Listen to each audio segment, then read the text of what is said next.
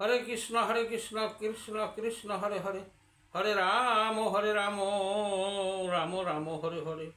জয় গুরুদেবের জয়, জয় রাধাকৃষ্ণের জয়, জয় সকল সনাতনী ভক্তদের জয়, জয় গৌর নিতাই সীতানাথের জয়।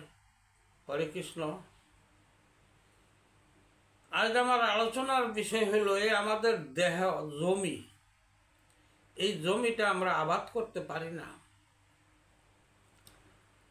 এই দেহের দিয়ে মানুষ ইহা উন্নতি করে, আবার এই দেহের সাহায্যে কারো অবনতি হয়।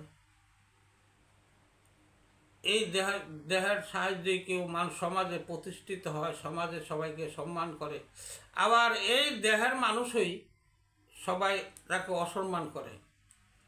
আসলে এটার অর্থ এই যে আমরা আবাদ ঠিকমতো করতে পারি না, জমিটাকে চালনা করতে পারি না। আমরা ইন্দ্রিয়র মাধ্যমে এই যে ইন্দ্রিয়গুলি সংযম করে যদি এই দেহটাকে পরিচালনা করি, মনকে কন্ট্রোলে রাখা, তাহলে আমাদের উন্নতি হয় এবং আমরা সঠিক পথে চলতে পারি। তাই আমি একটি শ্যামা সঙ্গীতের মাধ্যমে আপনাদের কাছে পৌঁছাইতেছি।